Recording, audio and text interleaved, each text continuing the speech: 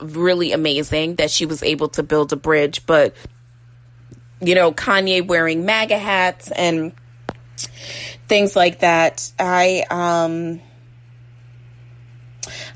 know. Well, Kanye West is receiving some support from the likes of Elon Musk, the Tesla founder. Definitely said that Kanye has his full support, which is no surprise. If you have been paying attention to Twitter, you'll see that Kanye and Elon actually were spending some time together. Oh, God, please, you guys. Now, I don't know if you know this, but Kanye and 45 did actually discuss Kanye potentially running for president, and at some point, and Trump said, well, this could very well be a future presidential candidate. Speaking of Kanye, and Kanye responded with, only after, you get out. That's good. I'm glad to hear that. Trump said, it seems like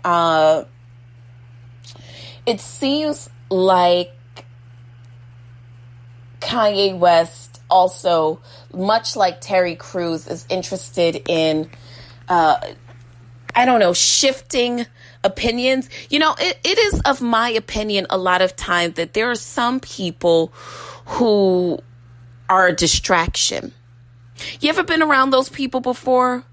Like, they're a huge personality, but oftentimes in public, they just come off as a distraction. And I think a lot of that is because they don't know how to harness their power. Their power is oftentimes used as weaponry to garner more attention to who they are. Because some people need attention like cars need gas. They need it. That's their fuel that they go off of. So, there's always going to be that person who is, I think there's a difference between being gregarious and outgoing versus being an attention whore. And I've never really been one for that game. I'm a kind of chill person, and I think that people use their style of dress and the way that they present themselves and the manner in which they speak and the kind of power in which they command out in public, whether it be a silent power, whether it be a very loud and obnoxious showing. People use that for good or evil. And that's been kind of a theme that I've been noticing around me, is that I see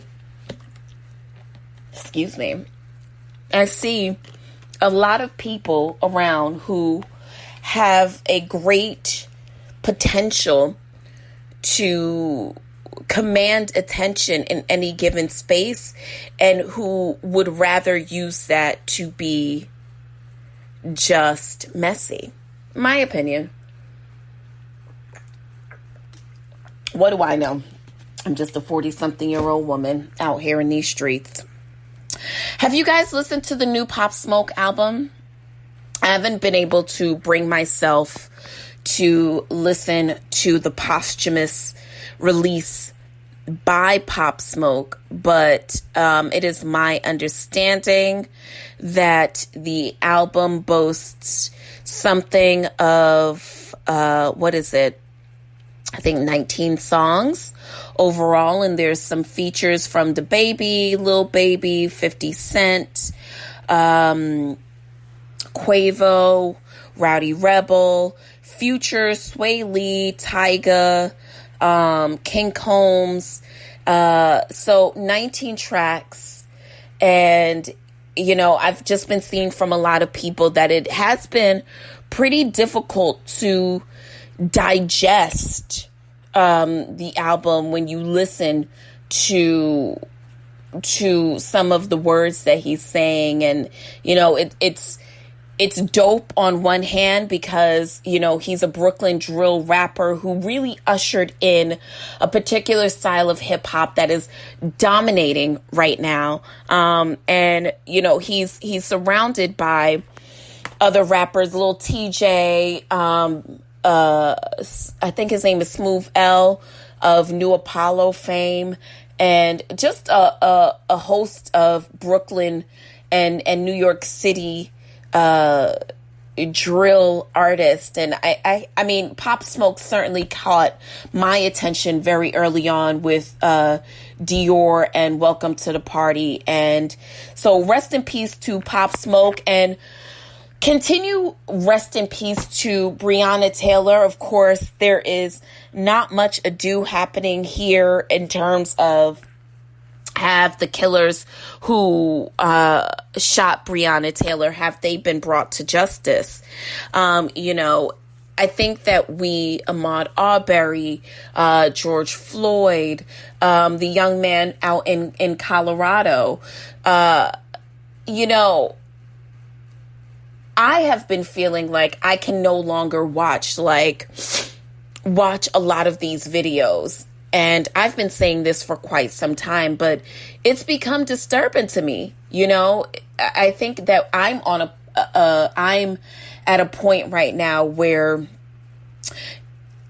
I don't even know, I don't know. I tweeted something yesterday that said that I don't even know when black men are for us. Are they for us anymore?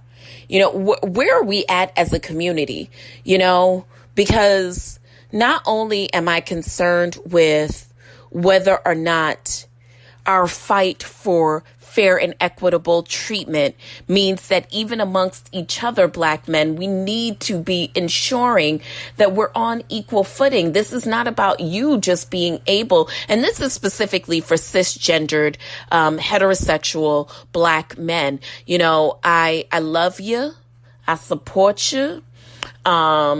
But sometimes I wonder if that is the same, not just for me and my homegirls, but are you supporting the LGBTQIA community as you should? There is continued talk of transgender black men and women being killed throughout the country at really alarming rates.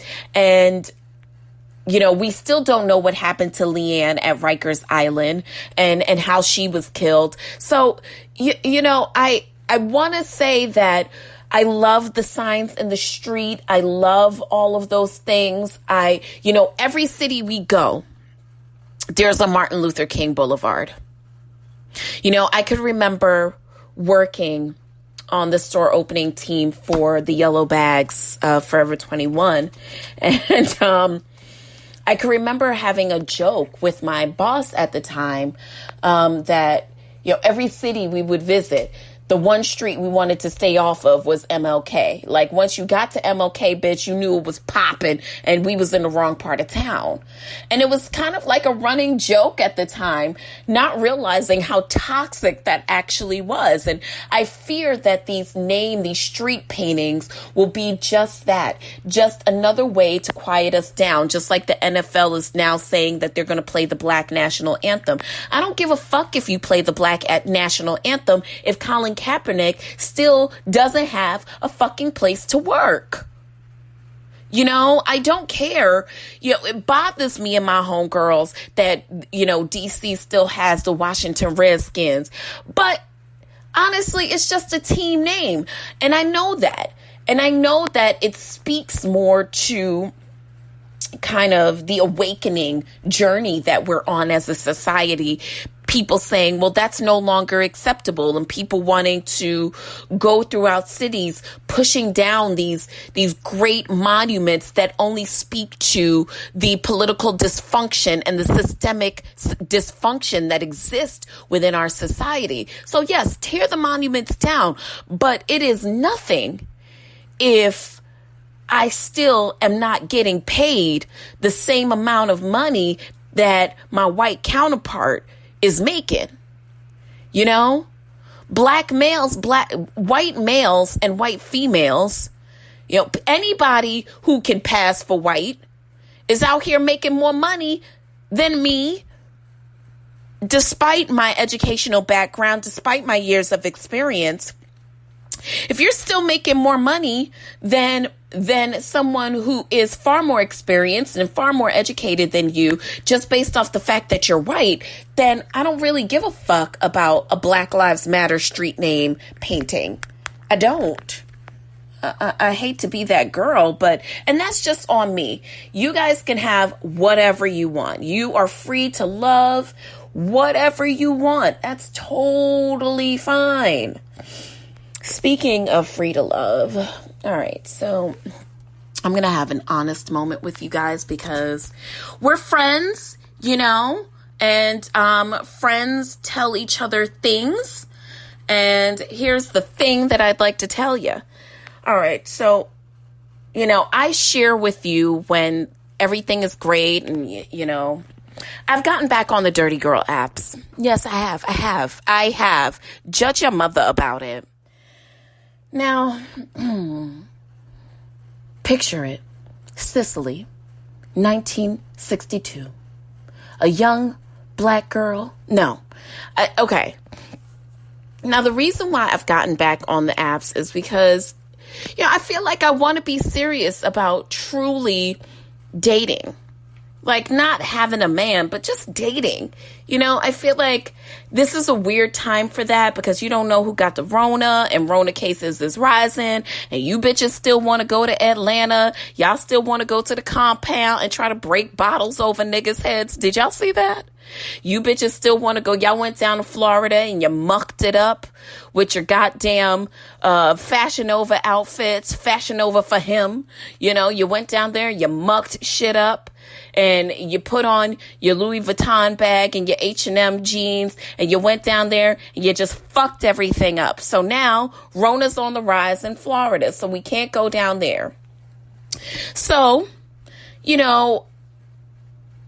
I know it's a delicate time, but I just feel like after another round of rock'em sock'em all out love wars with my ex, I need to chill. I want to date. I just want to have scintillating conversation with people. I want to get to know people. I want to, expand my friend group. And, I am not only working through the idea of, hey, let me manifest where I want to be, just by kind of giving thought and being conscious to it. I also want to expand my friend group on that level and, be around people who seemingly seem like they're going places, like they're happy, Is that weird? I don't think that's weird. I think that it is. I think it is pivotal for people to really kind of decide when they have gotten to a place where they feel like it's important to just really be conscious about who they surround themselves with. Something I observed at a recent small social gathering was that I would be remiss if I didn't observe the fact that there are some people who I don't really think understand the power of show me your friends and I'll tell you who you are. I think that is a very, I've always grown up, my Jamaican mother has always kind of drilled that into my head. Show me your friends and I'll tell you who you are. Show me your friends and I'll tell you who you are. And, I think that there's nothing further from the truth. I think that there is something to be said about surrounding yourself with like-minded people, not for just where you are at, but for where you want to be. I had to, think about it. What if you had to come up with a list of people in your life who were seemingly happy? And not just happy, but who were content in